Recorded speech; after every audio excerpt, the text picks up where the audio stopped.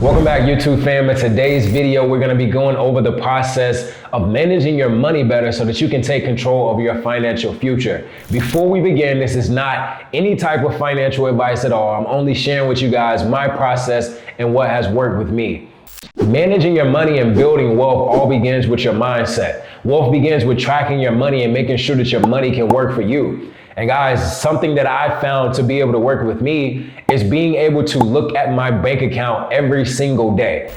In the beginning, guys, when I did not have a lot of money, this was not easy to do, guys, because it hurt me to look at my bank account and not see a lot of things there. But the moment that I started actually looking at my bank account, I was actually able to figure out how much money I needed to make and then go out and develop skills that can help me make it. Whatever you track grows, guys. So the first step to changing what your current situation is to change your mindset about money and also tracking your money.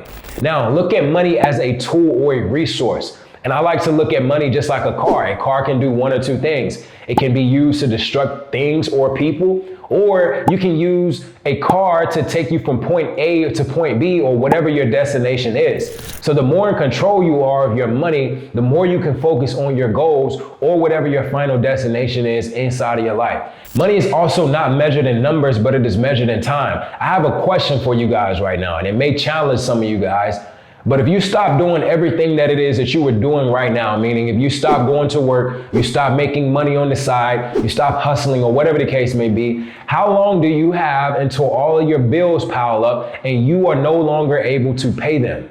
Well, guys, that determines how much money you actually have. Because if you can stop working right now and you can only survive for a month, then that means that you only have a month worth of living expenses to be able to survive on. But guys, if you can look at your money and be able to say, look, man, I can be able to survive for 2 years, 3 years, 4 years. I can be able to survive for 25 years. Then that's when money actually is able to be turned into generational wealth. And our goal is to be able to look and say, look, man, I don't have to worry about a bill for the next 30 years. So money is not measured in numbers, it is measured in time.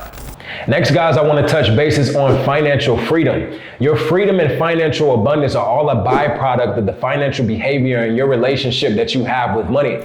Money is not supernatural, guys. Money is super relational, meaning that if you saw a stranger out on the street and they were to ask you for some money, you would probably say no. But if your family asked you for some money or a friend asked you for some money, you will be more inclined to actually say yes. Why? Because you have a relationship with it. So when you have a relationship with money and you treat money like it's your brother, your sister, your father, your mother, or whatever the case may be, then you're able to attract more money inside of your life. And the best way for you to be able to track your money is by having a budget. Because what a budget provides is an organized and easy breakdown for you to be able to understand how much money you actually have coming in and how much money you have coming out. Like I said earlier, guys, wealth is not measured in numbers or dollars, it is measured in time. So once you are able to put a budget together, that's when you take control of your money.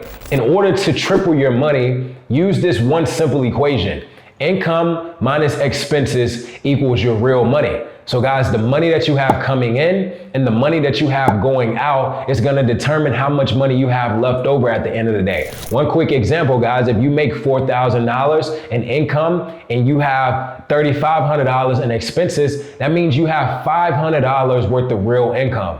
For the rest of this video, guys, I'm going to be sharing with you some of the bank accounts that you can be able to set up so that you can be able to track your money so that your money can grow. You don't want to put all of your eggs in one basket. So it is important that you have multiple accounts that you can be able to manage your money through, because then it's going to be a lot easier for you to track your expenses and put your investments on autopilot. The first account that we want to be able to set up is your direct deposit account. Make sure that this is an account that is secure. I prefer a local credit union, which is recommended in my eyes as close proximity to your job or your house. All of your incoming money should first funnel through this account, and then you take all of your mandatory expenses and withdraw them from this account, whether it's your rent, your mortgage, your utilities, your car, your phone bill, food, whatever the case may be, guys. This is the account that you want to be able to use to set aside your expenses and put your expenses inside of another account so that you cannot overspend on your limits that you have for the particular month.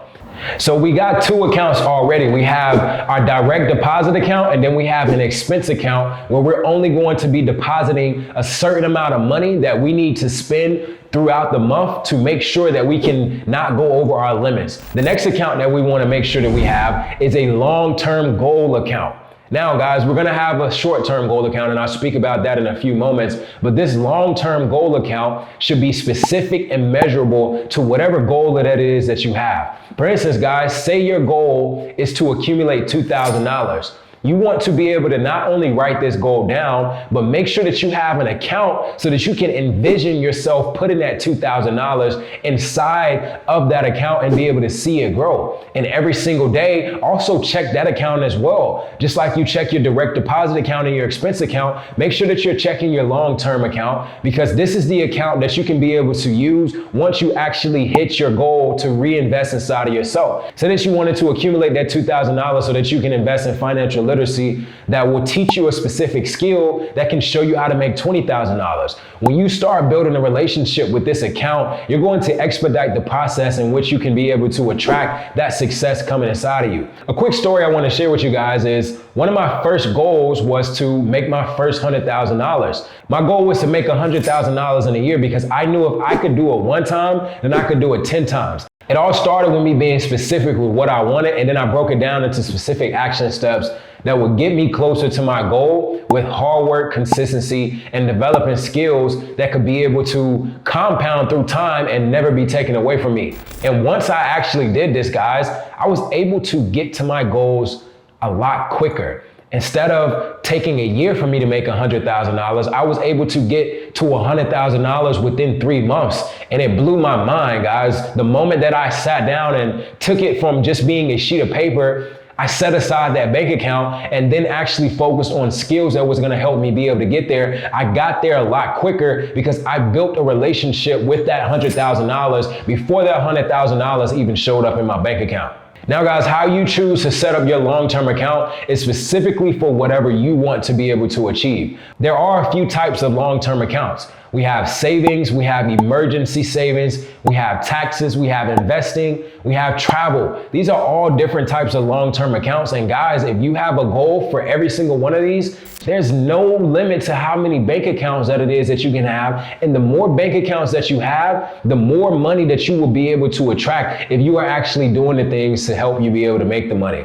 Next, guys, I want to talk about a short-term account. This account is going to be focused more on self-love and self-improvement, and this should be a separate debit card from your main account, just like every other account.